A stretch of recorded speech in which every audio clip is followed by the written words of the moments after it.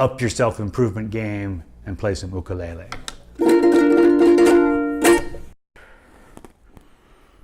All right, welcome to Ukulele for Self-Improvement.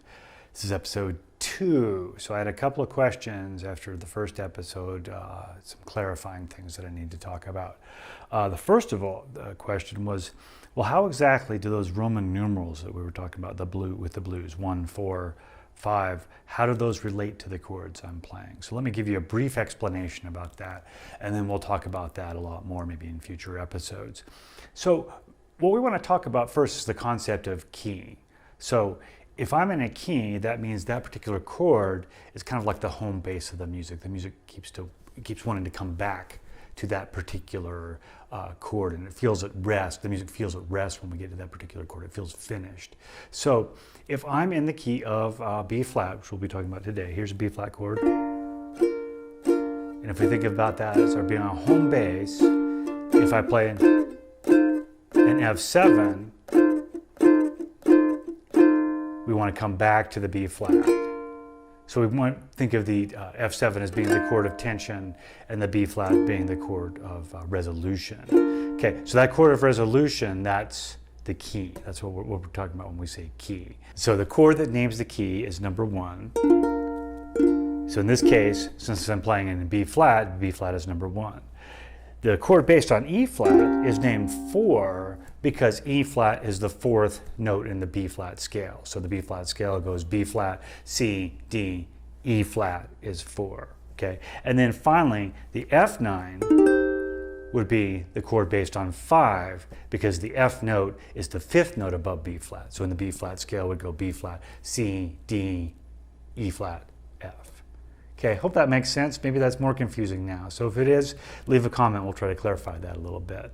Okay, second comment or question was, I said in the first episode that the blues progression is the most important chord progression in American popular music, and many songs are based on this particular chord progression. But then I did not give examples. So let me give you a couple of examples off the top of my head and realize that there are literally thousands of others. So if we think in terms of blues itself as a genre, obviously most of those songs are going to be based on a blues structure. So you might think of a song like Sweet Home Chicago by Robert Johnson, or The Thrill Is Gone by B.B. King. So those would be examples of blues. Okay, but you also find blues in lots of other styles of popular music, like I said. So in jazz music or swing, you think of a tune like In the Mood by Glenn Miller, that's a 12-bar blues. Or Freddie Freeloader, which is in Miles Davis' modal jazz period. That's another 12-bar blues. Or in country music, Worried Man Blues by the Carter Family, for example. By the way, if the song has blues in the title, good chance it's a blues. Not always true, but it's a good chance. Or something like Moving On Over by Hank Williams, another example of a 12-bar blues progression using country music. In early rock especially, you hear it all over the place. So lots of Chuck Berry songs, including Johnny B. Good, which I'm sure a lot of you are familiar with. I'm going to do a Beatles song at the end of this week called Chains, which is based on 12-bar blues. Lots of Beatles tunes have 12-bar blues as part of their structure or their entire structure. Another example would be Can't Buy Me Love by the Beatles. Then a little later, more contemporary music like Kiss by Prince, Black or White by Michael Jackson, surprisingly, the 12-bar blues. Give Me One Reason by Tracy Chapman. A lot of people use that as a great example of a 12-bar blues. Lots of instrumental music, like in the surf era, Wipeout by the Surfaris, 12-bar blues. Or the theme from Batman, for example, 12-bar blues. So anyway, I could go on, but there are lots of examples, tons of examples of music that use the 12-bar blues. So hopefully that clears up everything or helps out a little bit. That's about it. Okay, so you can watch the rest of the footage that I did the other day that shows me performing a 12-bar blues in the key of B flat to get ready to play Chains by the Beatles. All right, so now I'm going to play that chord progression in a little harder version. This time we're going to play the chord progression not in the key of C like we did before. We're going to play it in the key of B flat, and we're going to use some fancy chord embellishments for some of the chords. Okay, so In the key of B flat, we're going to start out with this chord. That's a B flat chord, and a lot of beginning players have a hard time with that one. And it is a challenging chord to play, particularly because the first finger is required to press down on both the first and second strings across the first fret like that. That's what we call a bar. That technique is called a bar. So just a couple of hints about that. You might notice that my finger, I'm bending it backwards at the tip a little bit like this. Also, on the instrument, instead of having the finger come down on the bottom side, sort of the pad of the finger, I've rolled the finger up a little bit this way. Also, the finger's kind of at an angle to the first fret like that. Okay, and then on the back, you might notice that my thumb is directly behind the tip of my index finger. That allows me a little more leverage when I'm pressing down this chord. But it's a chord that you have to work with quite a bit to get the hang of it. Okay, so I'm going to put my first finger there, first and second strings of the first fret. Second finger, second fret of the third string, and then finally the third finger's on the third fret of the fourth string. Okay, when I strum the chord, it should sound like that. Of course, when you start yours, it might sound more like that, but you'll have to practice it. So that's the B flat chord. Okay, for the 4 chord in my blues progression, I'm going to use a different kind of a chord here than the 7th chord or the regular major chord. I'm going to use a 9th chord in this case. So if I'm in the key of B flat, playing the blues in the key of B flat, the 4 chord I'm going to use is an E flat 9 chord. And here's how I play it. That bar is back. Okay, so in the E flat 9 chord, what I'm going to do is I'm going to put my first finger across the first string, second string, third string at the first fret. So all 3 of those strings. Then I'm going to play the 4th string open. So you hear that it has kind of a jazzier sort of sound to it. So that's the E flat 9 chord. All right, the other chord we're going to use is the F9 chord, and that looks like this. So what's going to happen here is my third finger is going to perform the bar this time. And by the way, those of you who want to improve your ukulele skills, this is a really critical skill to learning how to play the E chord, which is the nemesis of a lot of ukists. But what I'm going to do with this finger, if I try to see how I put my thumb on my ring finger together like that, I'm going to press down against the tip of my ring finger and allow the tip joint to collapse backwards like that. Okay, that's really good practice. You can do that when you're in line at the bank or at the grocery store or whatever. Practice that. You might even practice that with all of your fingers, getting the tip a little more flexible like that. Okay, so anyway, that third finger has to bend backwards slightly because it's going to cover the 3rd fret on the first string, second string, and third string. See how it's bending backwards slightly? Also, you see how my thumb has come up a little more this way? My thumb is not directly behind the neck. It's kind of on the back like this. So essentially what's happened is with my thumb up like that, I've rolled my hand this way. Okay, so I put my 3rd finger down there, and then my first finger right there on the 2nd fret of the 4th string. Strum all the strings there, that's the F9. All right, so the 3 chords we're going to play in this blues variation. There's B flat, it's a B flat major chord.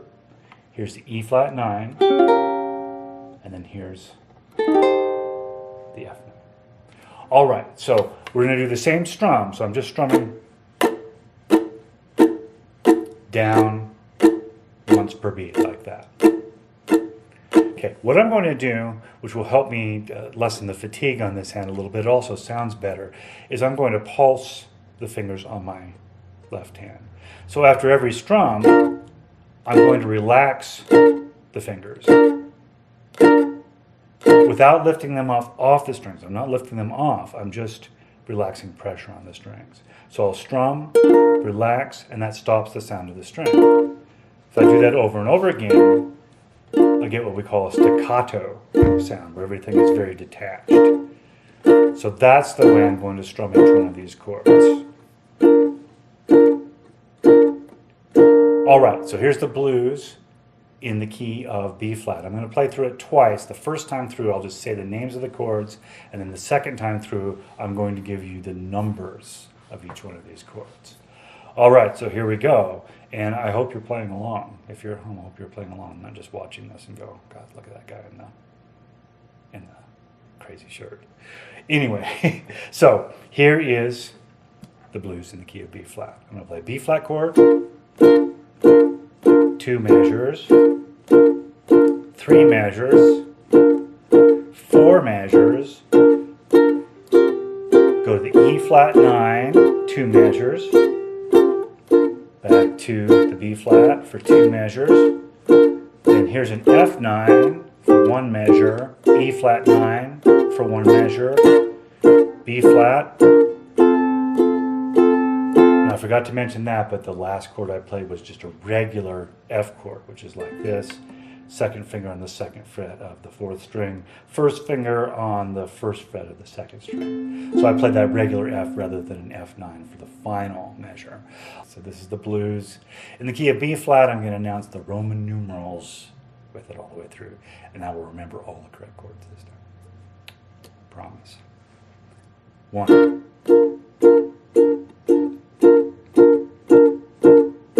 Going 4 measures in a row with that. The 4 for 2 measures, 1 for 2 measures, and the 5, the 4, 1 measure apiece, then 1, then the regular 5. I'm going to play it one more time. I'm going to do some different kind of strumming here, but the chords will be the same.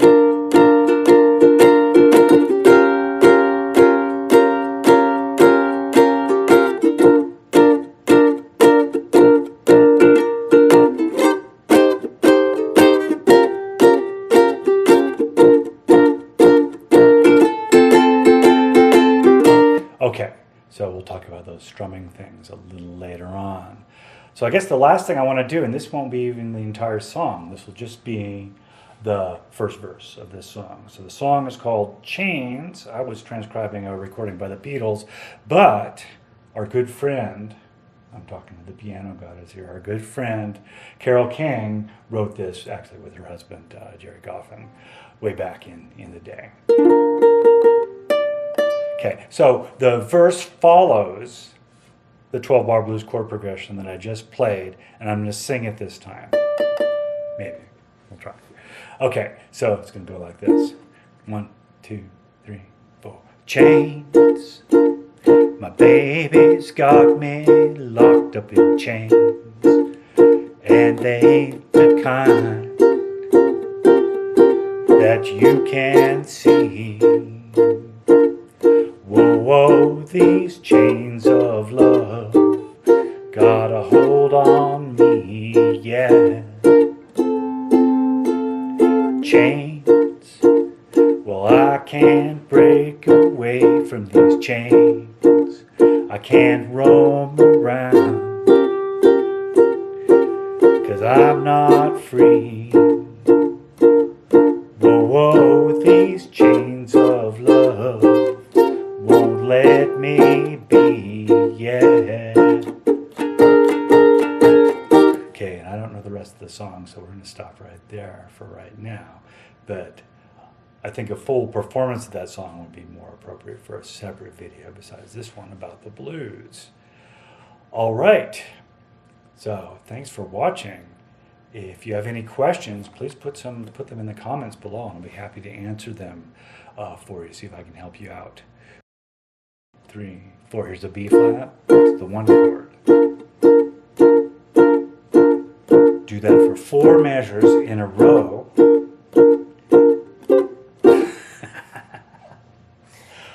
I knew it was going too far. That I was getting too lucky. That you're fine. I was thinking everything's going really well. Yeah, and you just keep thinking. Yeah.